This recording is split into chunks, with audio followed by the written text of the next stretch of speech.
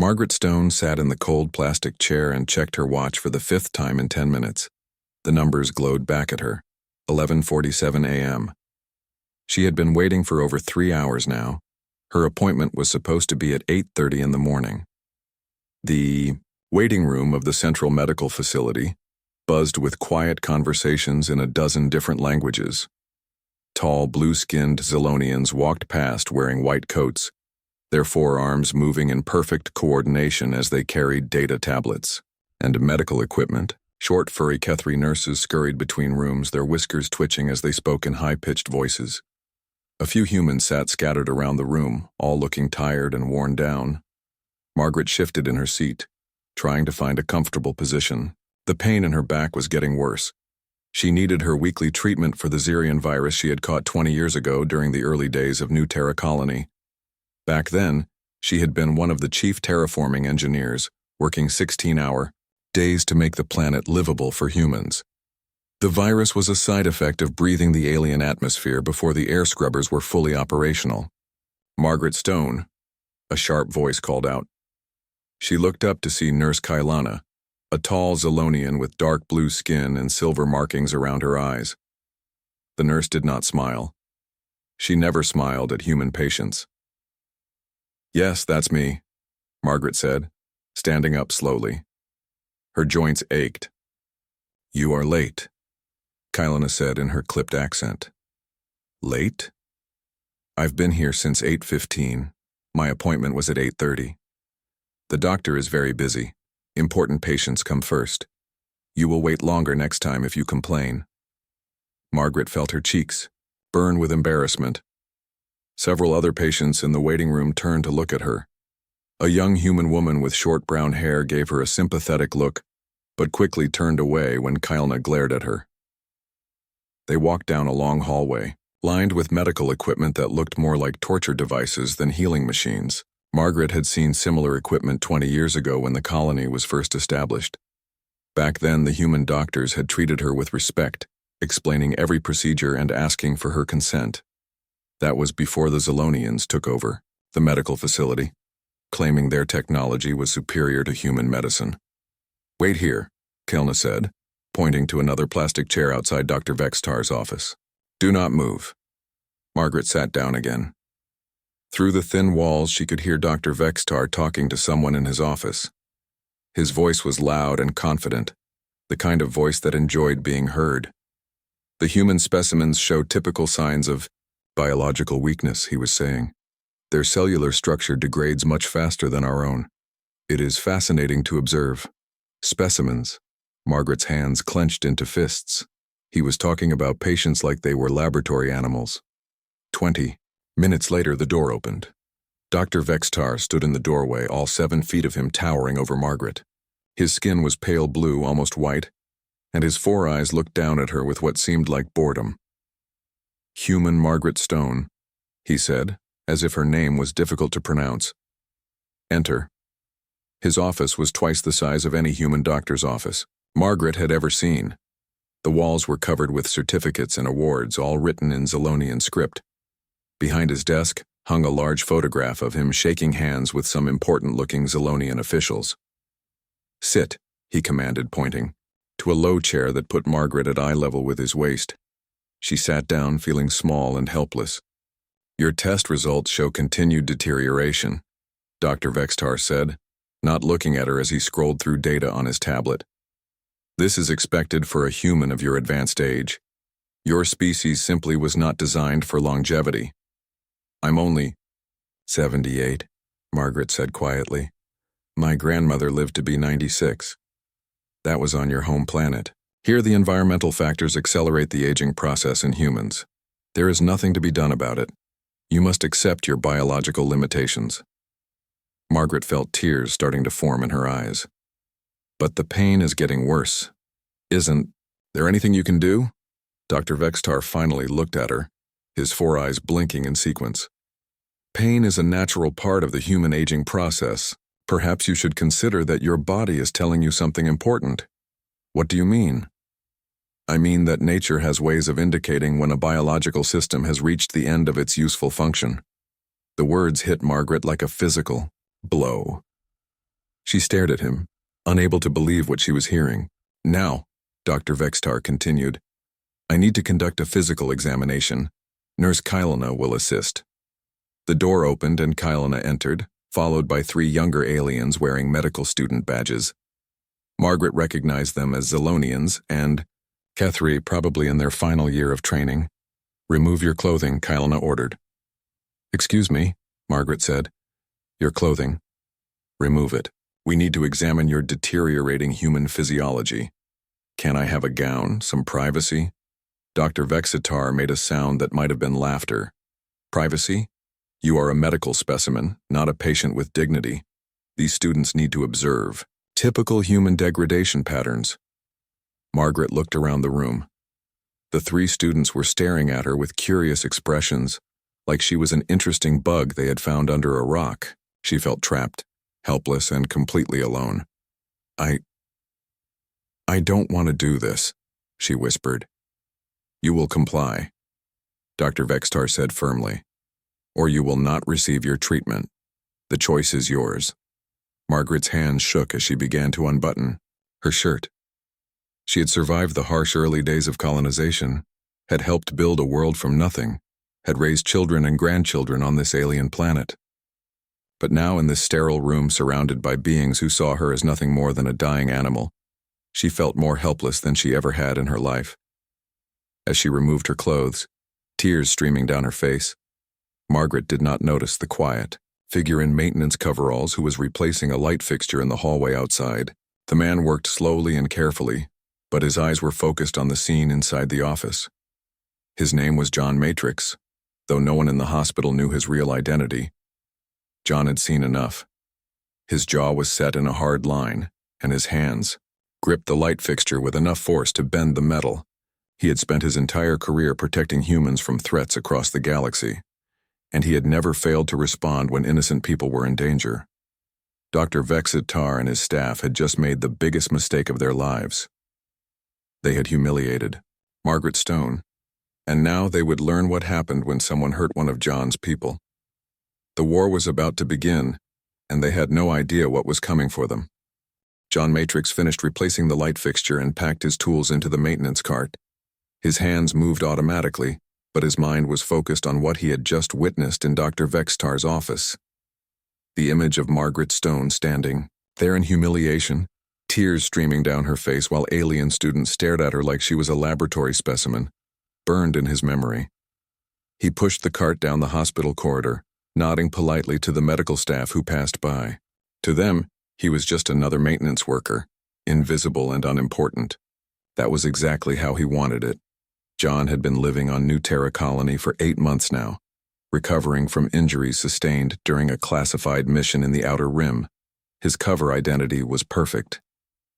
Jake Miller, age 45, divorced, maintenance technician with a drinking problem and a small apartment in the colony's working-class district.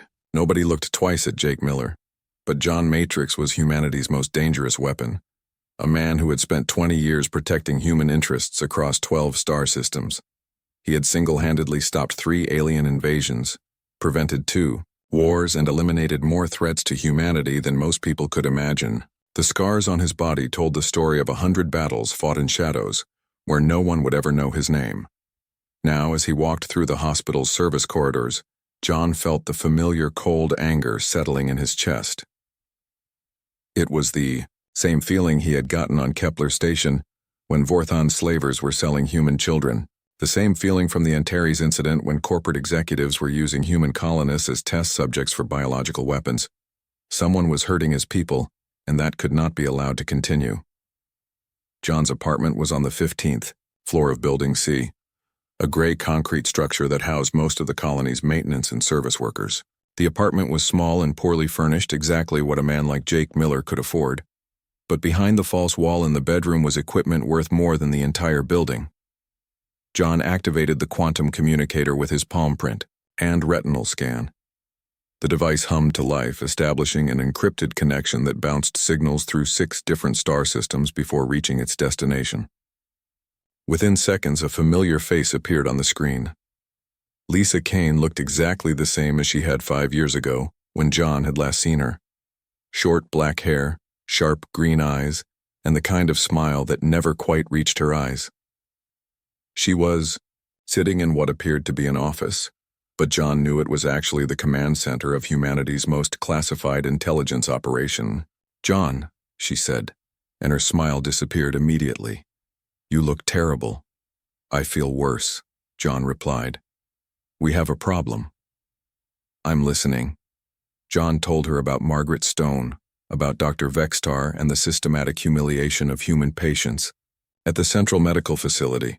As he spoke, Lisa's expression grew darker. "How long has this been going on?" she asked. "I don't know yet. I've only been watching the hospital for 3 days. But this isn't random cruelty, Lisa. There's a pattern here. They're treating elderly humans like test subjects." Lisa was quiet for a moment, her fingers dancing across a keyboard John couldn't see. "I'm pulling up medical records from New Terra Colony. Give me a second." While she worked, John moved to his window and looked out at the city below. New Terra Colony was beautiful in its own way, with gleaming towers rising from carefully planned districts connected by maglev transport lines. Margaret Stone had helped build this place, had spent years of her life making it safe for humans to live here. She deserved better than what had happened to her today. "John," Lisa's voice was tight, "I'm seeing some very disturbing patterns in the medical data. Human mortality rates at the Central Medical Facility are 30% higher than they should be. Treatment times are significantly longer for human patients compared to other species, and there are gaps in the medical records, procedures that were started but never officially completed." "Experiments," John said. "That's my assessment. The question is, what do you want to do about it?" John turned back to the screen. "I want to activate Protocol Guardian." Lisa was quiet for a long moment. Protocol Guardian was their most extreme, defensive measure, designed to protect human dignity and safety in situations where normal diplomatic channels had failed. It had only been used twice in the past 10 years, both times with devastating effectiveness. "Are you sure?" Lisa asked. "Once we start this, there's no going back. The political fallout could be significant. They made an old woman strip naked in front of medical students and called her a specimen," John said quietly. "They're experimenting on our people, Lisa. How much more sure do I need to be?" "Point taken." Lisa's fingers were moving across her keyboard again. "I'm authorizing Protocol Guardian. What do you need?" "Information, resources, and backup. I want complete medical records for every human patient treated at that facility in the past 2 years. I want financial records for the hospital administration, and I want Danny Cruz and Maria Santos activated." Danny and Maria. Those are some heavy hitters for a medical facility. "This isn't just about one hospital anymore. If they're doing this here, they're doing it elsewhere. We need to send a message that reaches every alien administrator in human space." Lisa nodded. "Consider it done. Danny is currently on Titan Station, but I can have him at New Terra within 48 hours. Maria is closer, actually working as a medic in the colony's underground district. She's been tracking illegal medical experiments for the past 6 months." "Perfect. What about Margaret Stone?" "What about her?" "She's the key to this whole thing. Her humiliation is going to be the catalyst, but she needs to be protected. And she needs to know that someone is fighting for her." Lisa smiled, and this time it did reach her eyes. "You always were sentimental about civilians." "They're not civilians," John said firmly. "They're the people we protect. Margaret Stone built this colony with her own hands. She deserves to live with dignity." "Understood. I'll make sure she gets the medical care she actually needs, not whatever those butchers have been giving her." "What's your timeline?" 1 week. I want everything in place within 7 days. Then we move." "And the end goal?" John looked out the window again, watching the lights of the city twinkle in the growing darkness. Somewhere out there, Margaret Stone was probably sitting in her apartment, still feeling the shame and humiliation of what had happened to her today. She was probably wondering if anyone cared about what happened to an old human woman on the edge of space. "Complete shutdown of their operation," John said. "Everyone involved exposed and removed from power. New medical protocols established with human oversight. and a clear message sent to every alien species in the galaxy that human dignity is non-negotiable. You're talking about ending careers, John. Maybe ending lives. They should have thought about that before they decided to torture our people. John's voice was cold as ice. Margaret Stone spent 20 years making this planet safe for humanity. Now it's my turn. Lisa nodded. Protocol Guardian is active. Danny and Maria will have their orders within the hour. Medical records are being compiled as we speak. Financial data will take longer, but we'll have it. Good. And Lisa? Yes?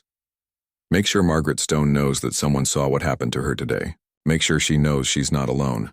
Consider it done. The connection ended and John was alone again in his small apartment. But he wasn't Jake Miller anymore, the invisible maintenance worker with a drinking problem. He was John Matrix, humanity's guardian in the darkness, and he had work to do. Dr. Vextar and his staff had made their choice when they decided to humiliate Margaret Stone. Now they would live with the consequences. John arrived at the hospital the next morning carrying his maintenance cart and wearing the same gray coveralls as always. To anyone watching, he was just Jake Miller starting another day of fixing broken equipment and replacing light fixtures. But today was different. Today he was hunting. He made his way to the records department in the basement of the hospital. The Zolonian clerk behind the desk barely looked up when John approached. Ventilation system in room B7 needs checking, John said, showing a fake work order. Air filters are clogged. The clerk waved him through without interest. John walked, past rows of filing cabinets and computer terminals until he found what he was looking for. Room B7 was actually the main data storage center for patient records. The ventilation system did need work, but that wasn't why John was there. While he replaced the air filters, John attached a small device to the main computer server. The device was no bigger than a coin, but it contained enough processing power to crack most alien encryption systems. Within minutes, it would copy every patient file in the hospital's database and transmit the information to Lisa Kane. As John worked, he listened to conversations from the medical staff walking past in the hallway. Most of it was routine hospital talk, but one conversation made him stop what he was doing. The human subjects in Ward C are responding differently than expected, a female voice was saying. Dr. Kethna, one of the junior physicians. How so? This was Dr. Vextar's voice. Their cellular degradation is accelerating. The new compound we've been adding to their treatments is working faster than our models predicted. Excellent. Continue the current dosage levels. We need at least 50 more data points before we publish our research. John's hands tightened around his wrench. They weren't just humiliating human patients, they were poisoning them. He finished his work quickly and left the records department. As he pushed his cart through the hospital corridors, John began mapping the layout more carefully. He noted security camera positions, guard stations, and emergency exits. He also started paying closer attention to the medical staff, learning their schedules and routines. Dr. Vexitar always arrived at exactly 9 a.m. and spent the first hour of his day in his office reviewing files. Nurse Kalina made rounds every 2 hours, starting at 8:30 a.m. The security guards changed shifts at midnight, 8 a.m. and 4 p.m., and there was always a 5-minute gap when the building was less protected. By lunchtime, John had what he needed. He went to his usual spot in the hospital cafeteria, a corner table where he could watch the room while eating his sandwich. That's when he saw her. Margaret Stone sat alone at a table near the window, picking at a small salad. She looked tired and defeated. Nothing like the strong woman who had helped build New Terra Colony.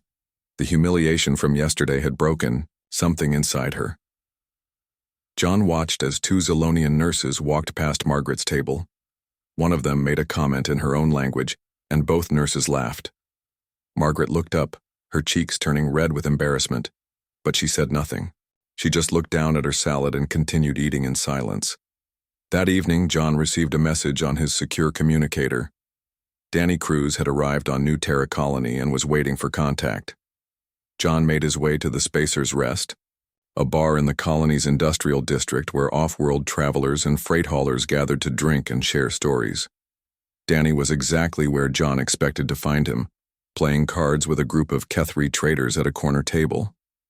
He was a small man with dark hair and quick eyes, the kind of person who could disappear in a crowd or talk his way out of any situation. Danny had been running contraband and information between star systems for 15 years, and he owed John his life from an incident on Europa Station. "Jake Miller," Danny said with a grin when John approached the table. "Heard you were working maintenance these days."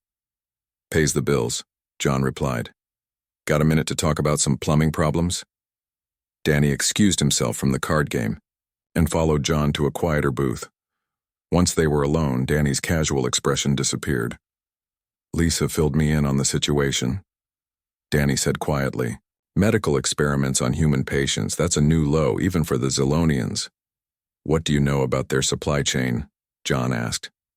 "Everything comes through Vextar himself. He's got exclusive contracts with 3 pharmaceutical companies, all Zilonian-owned. Very expensive, very specialized compounds. Some of them aren't even legal for use on humans." "Can you disrupt their supply line?" Danny smiled. "I can do better than that. I can replace their supplies with harmless alternatives. They'll never know the difference until their experiments start failing." "How long do you need?" 48 hours. I've got contacts at the shipping depot." "But John, this is going to cost them a lot of money. When their experiments fail, they're going to be very angry."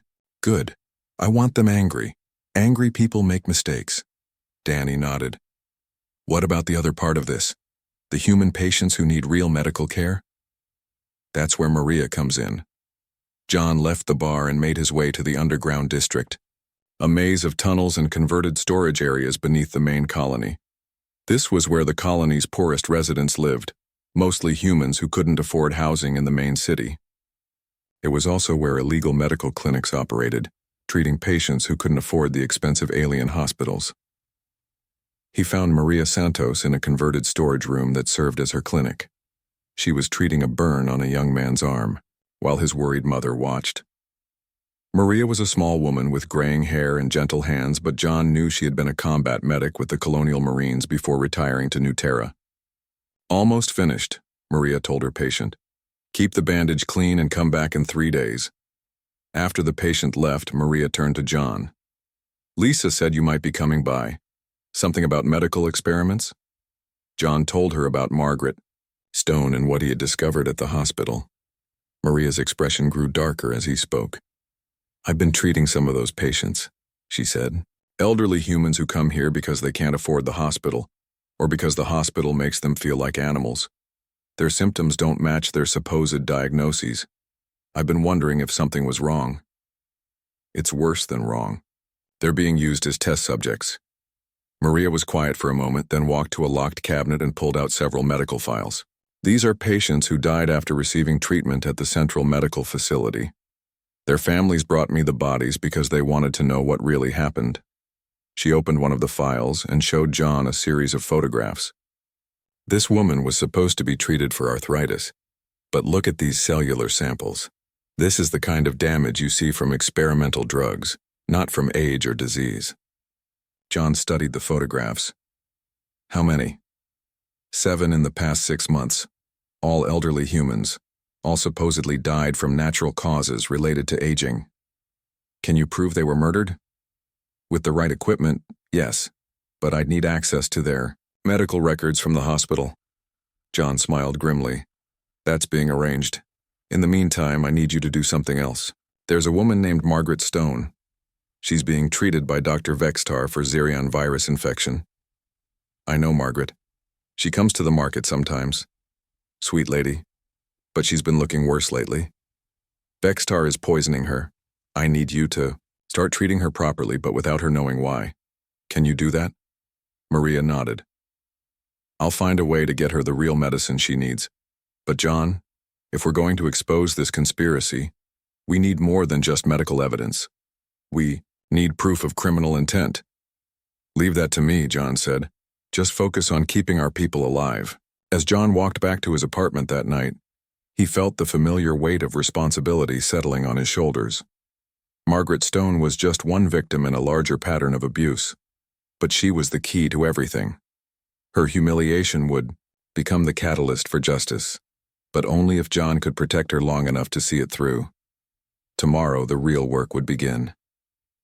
The plan began at exactly 6 a.m. when Danny Cruz arrived at the medical supply depot, wearing a shipping company uniform and carrying forged delivery orders.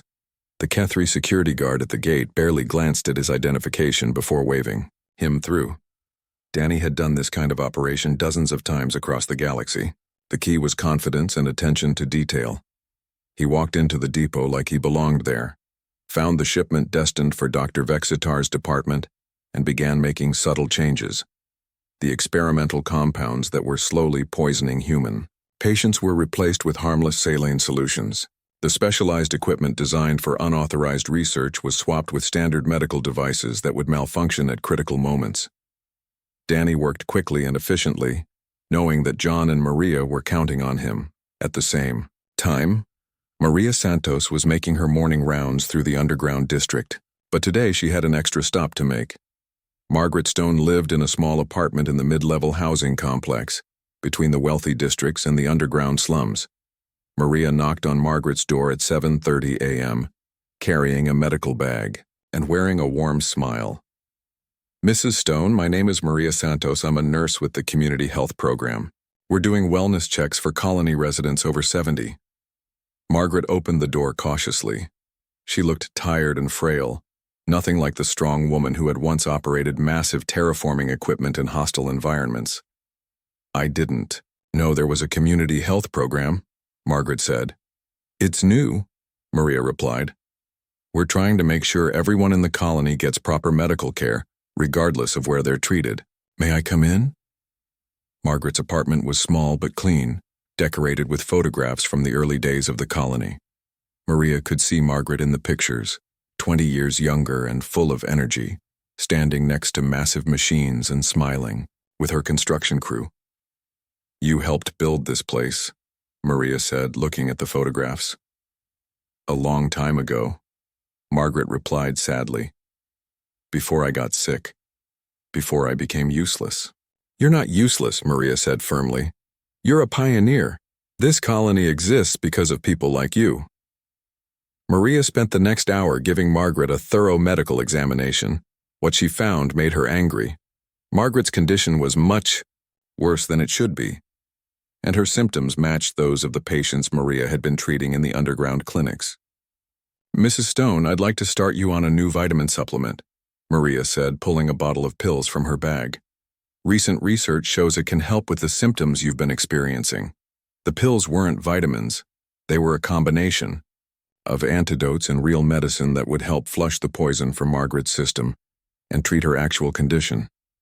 Maria had prepared them the night before, using supplies that Danny had acquired through his black market contacts. "Will this interfere with my treatments at the hospital?" Margaret asked. "No, it's completely safe," Maria assured her. "In fact, it should help you feel much better. I'll check on you again in a few days." Meanwhile, John was at the Central Medical Facility, making his own preparations. He had spent the morning installing new security devices disguised as routine maintenance equipment. Hidden cameras that would record everything happening in Dr. Vexitar's office. Audio monitors that would capture conversations in the medical storage areas. Communication jammers that could be activated remotely to cut off the hospital's outside contact. As John worked, he observed the normal routine of the hospital staff. Dr. Vexitar arrived at his usual time and immediately went to his office to review patient files. Nurse Kalna began her rounds, checking on patients with her typical cold efficiency. The medical students gathered in the conference room for their morning lecture.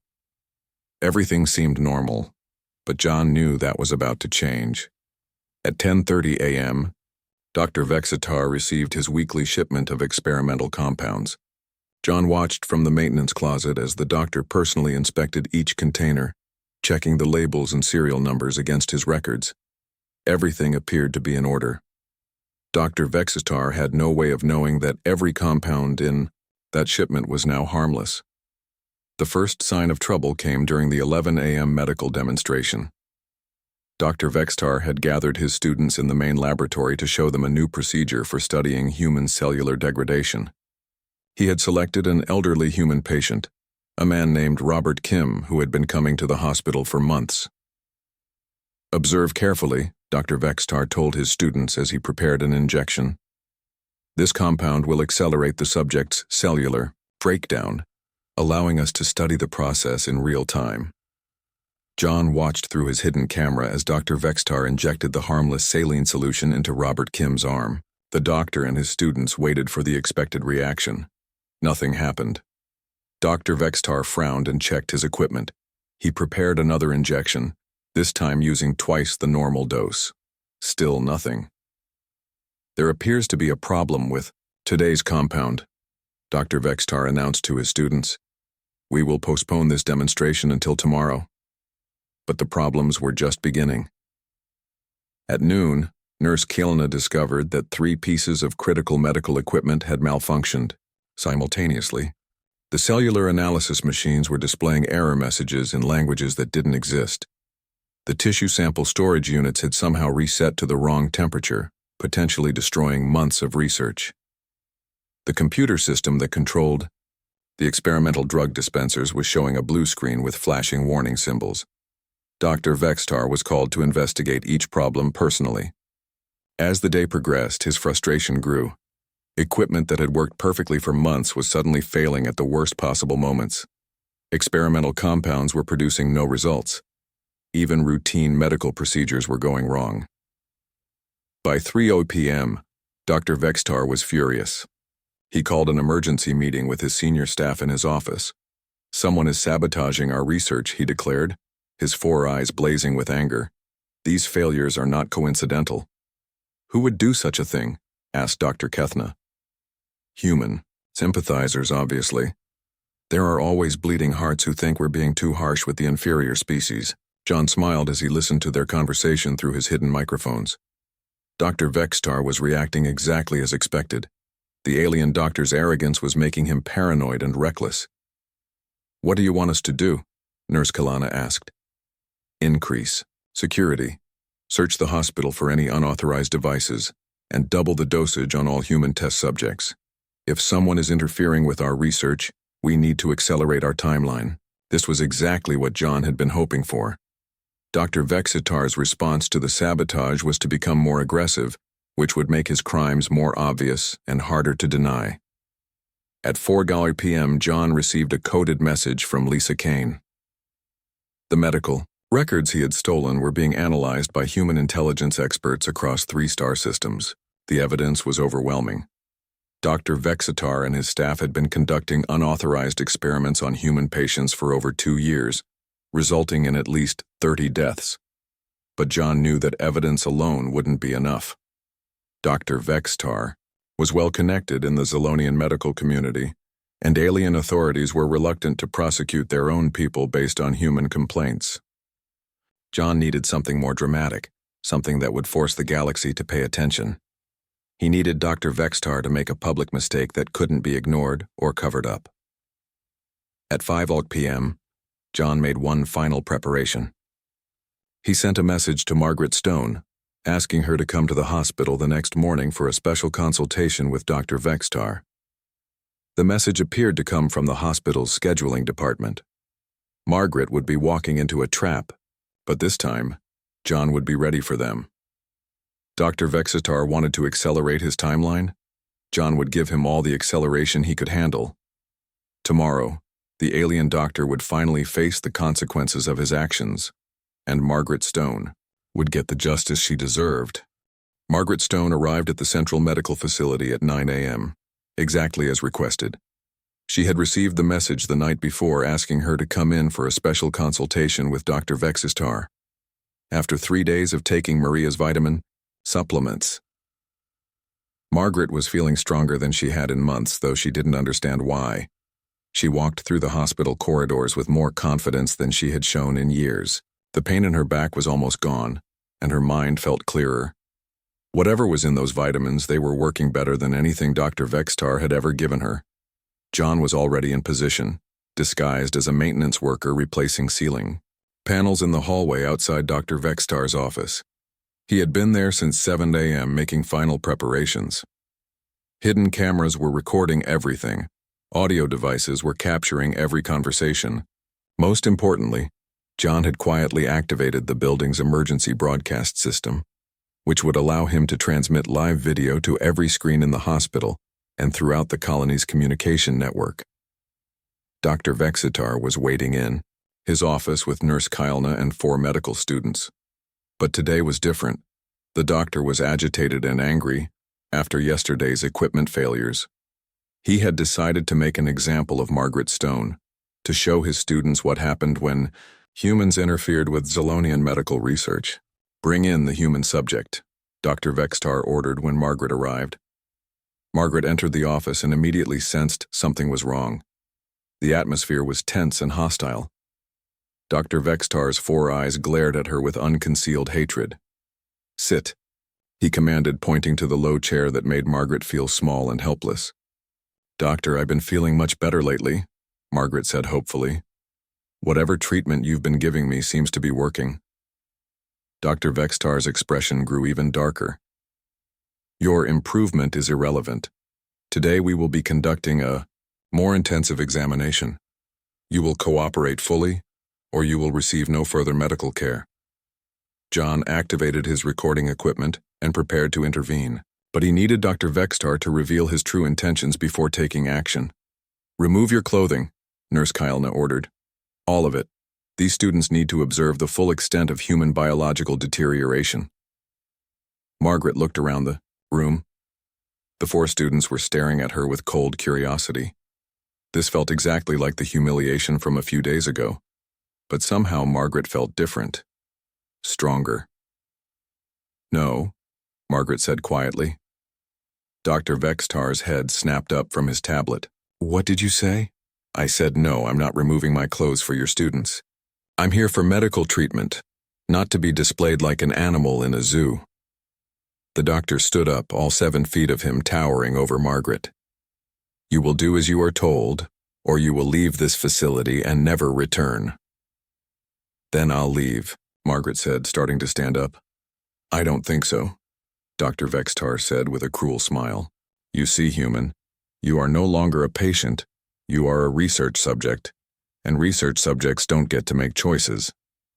He nodded to Nurse Kylna, who moved to block the door. The 4 students spread out around the room, effectively trapping Margaret in the center. "Yesterday someone sabotaged our research," Dr. Vexitar continued, walking around Margaret like a predator circling prey.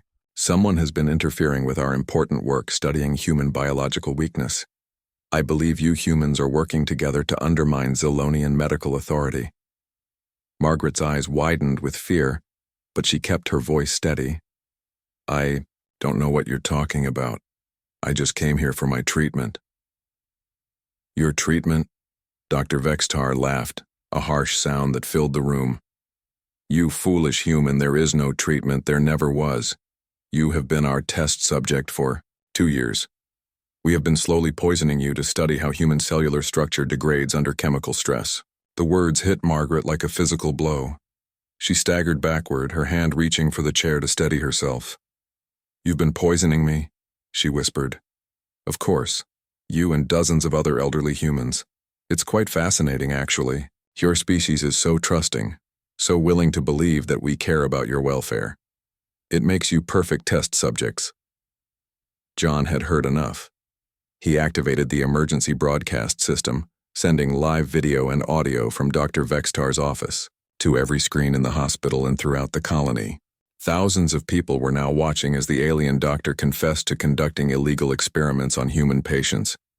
But John wasn't finished. He wanted to give Dr. Vexitar enough rope to hang himself completely. Dr. Vexitar was still talking, enjoying Margaret's shock and terror. "The best part is that your own government pays us to conduct these experiments. They think we're providing medical care, but we're actually gathering data on human biological vulnerabilities that will be very useful if our species ever decide to eliminate yours." Margaret sank into the chair, tears streaming down her face. "Why? Why would you do this to us?" "Because humans are inferior," Dr. Vexitar said simply. "You are a primitive species that has spread across the galaxy like a disease. Someone needs to study your weaknesses so that more advanced species can properly manage you." That was when John Matrix stepped into the room. He didn't kick down the door or announce himself dramatically. He simply walked in through the main entrance, no longer wearing his maintenance coveralls. Instead, he was dressed in the black tactical gear of a colonial defense operative, complete with weapons and communication equipment. "Dr. Vextar," John said calmly, "I think we need to talk." The alien doctor spun around, his 4 eyes wide with surprise. "Who are you? How did you get in here?" "My name is John Matrix. I'm with Colonial Defense Intelligence. And you, Doctor, are under arrest for crimes against humanity." Nurse Helena moved toward a communication panel, probably trying to call security. John didn't even look at her as he drew his weapon and fired a single shot, destroying the panel in a shower of sparks. "I wouldn't do that," John said conversationally. "You see, your security system has been compromised. Your communication network is down, and right now everything you've said in the past 10 minutes is being broadcast live to every human settlement in this star system." Dr. Vextar's face went pale blue with fear. "That's impossible. Our security is state-of-the-art." "Your security was designed to keep out ordinary people," John replied. "I'm not ordinary people." Margaret looked up at John with wonder and hope. For the first time in 2 years, someone was standing up for her. Someone was treating her like a human being who mattered. "You can't do this," Dr. Vextar sputtered. "I have diplomatic immunity. I am protected by interspecies medical treaties." John smiled, but it wasn't a pleasant expression. "Those treaties don't cover torture and murder, Doctor. And they definitely don't cover what you've been doing to elderly humans." He gestured toward the hidden cameras that were still recording everything. "The evidence has been transmitted to human authorities across 12 star systems. Colonial Defense, the Interspecies Criminal Court, and the Galactic Medical Review Board all have copies of your research files, your experimental procedures, and this lovely confession you just gave us." Dr. Vextar realized that his career, his freedom, and possibly his life were over. In desperation, he lunged toward Margaret, probably intending to use her as a hostage. He never made it. John moved with the fluid speed of a man who had been fighting aliens for 20 years. Dr. Vextar found himself on the floor, his arm twisted behind his back, John's knee pressing into his spine. "That was a mistake," John said quietly. "Now everyone knows you're not just a criminal. You're a coward who threatens helpless elderly women." Margaret stood up slowly, looking down at the alien doctor who had tormented her for so long. She was no longer the broken, humiliated woman from a few days ago. She was Margaret Stone, the pioneer who had helped build New Terra Colony with her own hands. "You called me inferior," she said to Dr. Vextar. "But I built this world. I made it safe for humans to live here. What have you ever built besides fear and pain?" Dr. Vextar had no answer. Outside the office, John could hear the sound of approaching footsteps. Human security forces were taking control of the hospital. The nightmare was finally over. 6 months later, Margaret Stone stood in front of the New Terra Human Medical Center wearing a blue dress and holding a pair of golden scissors. The building behind her was brand new, with gleaming white walls and large windows that let in the morning sunlight. Above the main entrance, a sign read, "Margaret Stone Center for Human Medical Care." A crowd of several hundred people had gathered for the ribbon-cutting ceremony. Most of them were humans, but there were also many aliens who had come to show their support. The Kethri ambassador was there, along with representatives from 3 other species who had helped fund the new facility. "Today marks a new beginning for human healthcare on New Terra Colony," Margaret said into the microphone. Her voice was strong and clear, nothing like the broken woman who had sat in Dr. Vextar's office 6 months ago.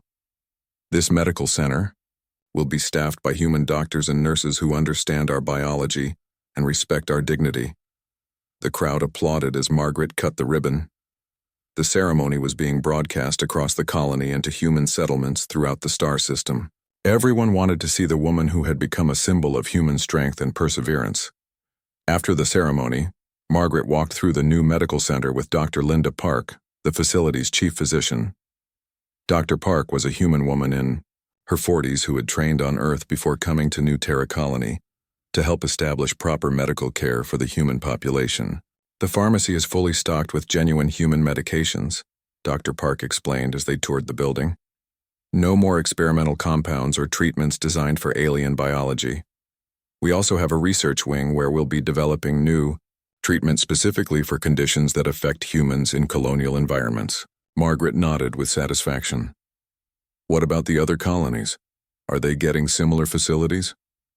15 new human medical centers are under construction across 7-star systems, Dr. Park replied. Your case opened everyone's eyes to what was happening. The Colonial Defense Force has made human medical independence a top priority. They walked past the patient rooms, which were designed with human comfort in mind. The beds were the right size for human bodies, the lighting was adjusted for human vision, and each room had windows and personal space that respected human psychological needs. And the alien doctors who want to treat human patients? Margaret asked. They have to complete new training programs and pass certification exams administered by human medical boards, Dr. Park explained. We're not excluding them, but they have to prove they understand human physiology and respect human dignity. As they completed the tour, Margaret saw a familiar face in the lobby. Maria Santos was filling out paperwork at the reception desk, wearing the uniform of a senior nurse. Maria, Margaret called out with a smile. I'm so glad you decided to join the staff here. Maria hugged Margaret warmly. I couldn't pass up the chance to work in a real medical facility instead of that underground clinic. Plus, someone needs to keep an eye on you and make sure you're taking your real medicine. Margaret laughed. Over the past 6 months, she had learned the truth about Maria's vitamin supplements and how they had saved her life by counteracting Dr. Vextar's poison. The two women had become close friends, bonded by their shared experience of fighting for human dignity and medical care. Have you heard anything about Dr. Vextar lately? Margaret asked. Maria's expression grew serious. He's still in prison on Zolonia Prime, waiting for his trial at the Interspecies Criminal Court. The prosecutors say he could face life imprisonment if he's convicted. Good, Margaret said firmly. What he did to us was unforgivable. The trial of Dr. Vextar and his associates had become a galactic sensation. The evidence that John Matrix and his team had gathered was overwhelming.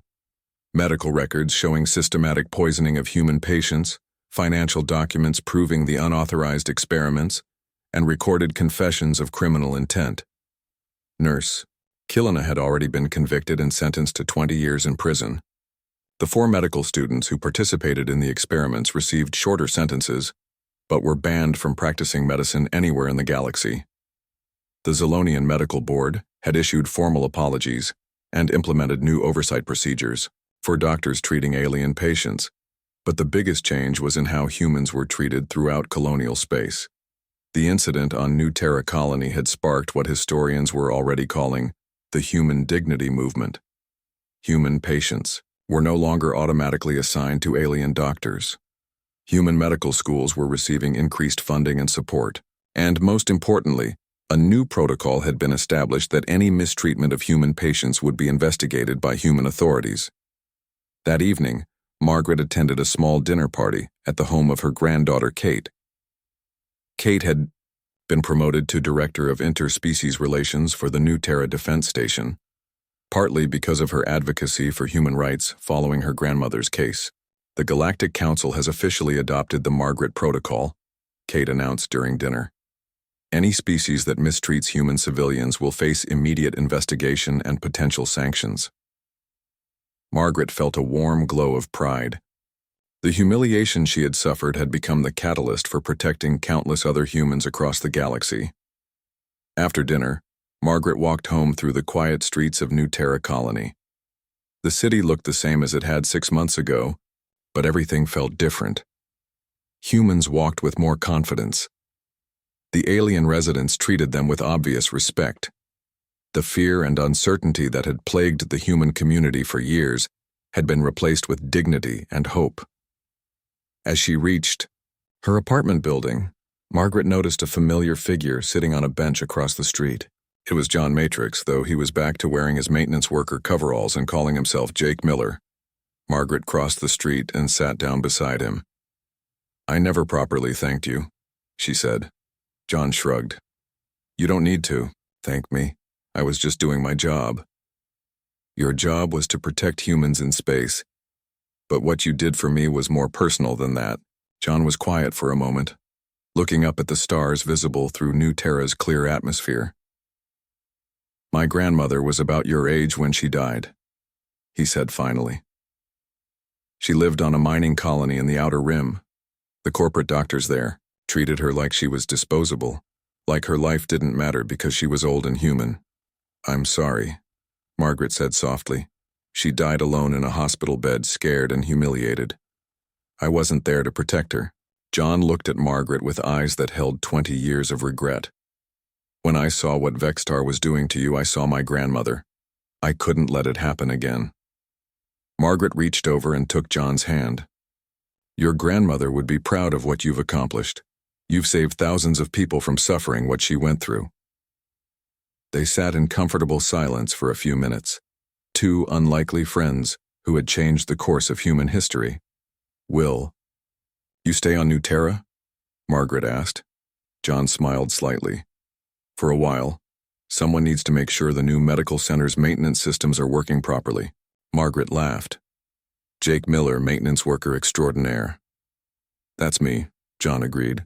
Just a guy who fixes things when they're broken. As Margaret walked to her apartment, she reflected on how much her life had changed. 6 months ago, she had been a broken, humiliated old woman who felt useless and forgotten. Now she was a symbol of human strength, the inspiration for a movement that was protecting humans across the galaxy. But most importantly, she had learned that she was never really alone. There were people like John Matrix and Maria Santos and Kate Stone who would fight for her, who saw her value as a human being regardless of her age or condition. Margaret Stone, pioneer of New Terra Colony, had helped build a world where humans could live with dignity among the stars. And when that dignity was threatened, she had stood up and fought back, inspiring others to do the same. The future was bright for humanity in space, and Margaret Stone had helped make it so.